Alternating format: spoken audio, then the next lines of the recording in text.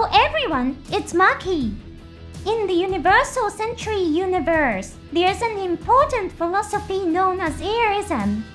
Last time, I discussed analyzing this philosophy, understanding the ideas that shape the actions of the story's leaders may have helped you discover something new. When you watch stories set in the distant future of the Universal Century, such as Gundam or Ereism, knowing about these philosophies can provide a new perspective on the revived Earth environment. This time, I'd like to explore the Earth's Federation government's response to Ereism. It's one of the key elements of the Universal Century world. In the second promotional video for the Hathaway movie, a narrator says humanity is ruled by the privileged class of the government on Earth. Some fans might think, hey, the story isn't that simple. But that line isn't incorrect either. It's definitely simplified for casual fans, but it doesn't state anything inaccurate.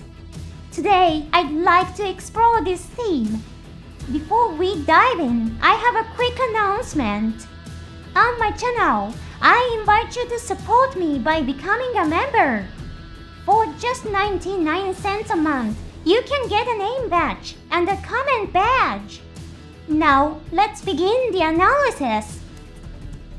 The human population grew too large, causing severe pollution and destruction of the Earth's environment. This is mentioned at the beginning of the original 0079, and it's a topic I often discuss in my program. Thus, the Earth's Federation government began a space colonization plan to restore the environment and ensure the survival of humanity. With the start of this plan, a new calendar era known as the Universal Century began. Around Universal Century 0040, people began to form an idea the Earth is a sacred land that must be protected. This was the Ereism philosophy I mentioned last time. This philosophy aligned with the original goals of the Earth's Federation government. Had leaders respected each other, it might have led to the people of Earth and space uniting for a common goal. However, as you have seen, actual history did not unfold that way.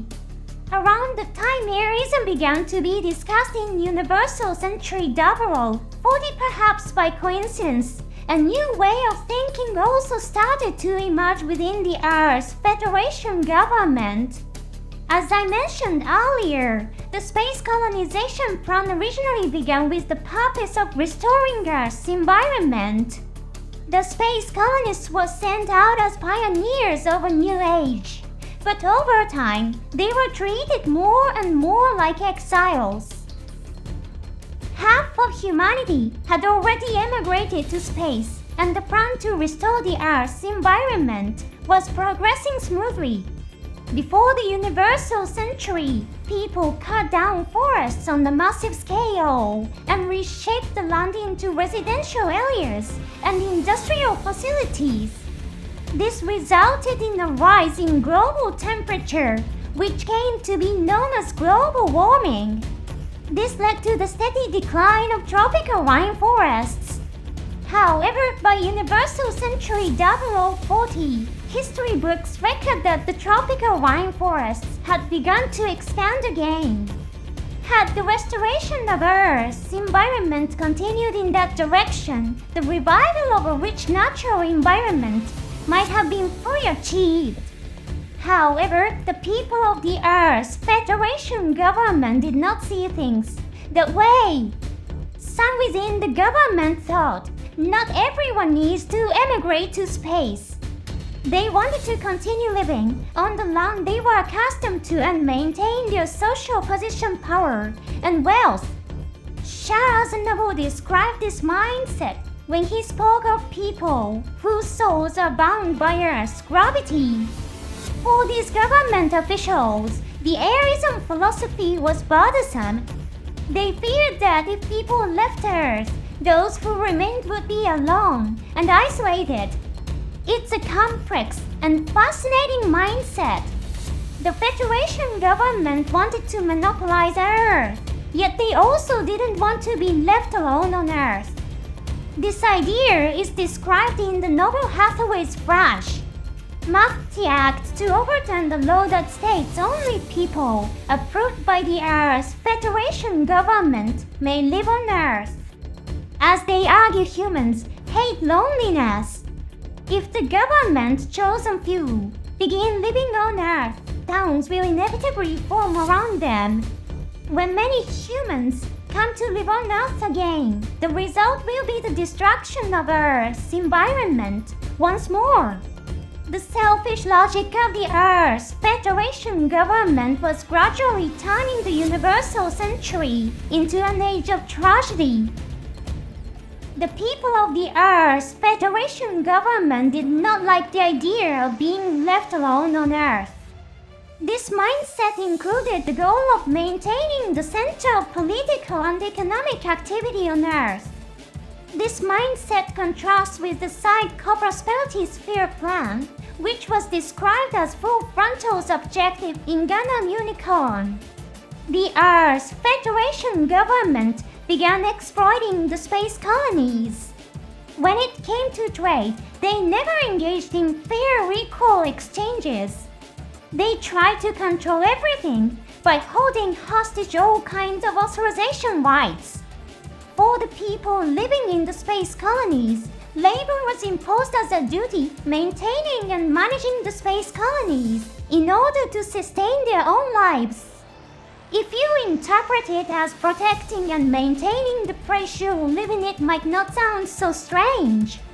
However, depending on your perspective, it's also undeniable that it meant if you don't engage in forced labor, you won't be allowed to survive. Around the same time that the Ereism philosophy took root among the people, another idea solidified within the Earth's Federation government: space immigrants are exiles. This idea supported the rule of the privileged class who lived on Earth. During this period, the term Earthnoid became common to describe people living on Earth. Among space noids, the idea that those living on Earth are the privileged class also became firmly established.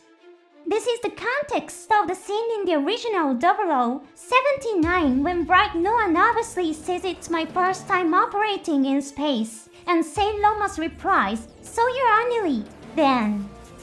This is the Earth's Federation government response to the Ereism philosophy.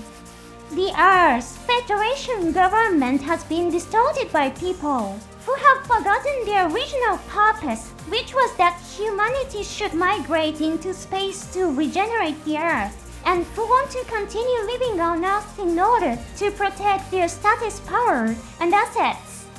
Maki's words about making the Earth's Federation government reflect on itself are based on this phenomenon. By understanding this, you can see that the statement at the beginning of the second promotional video for Hathaway's movie is not wrong.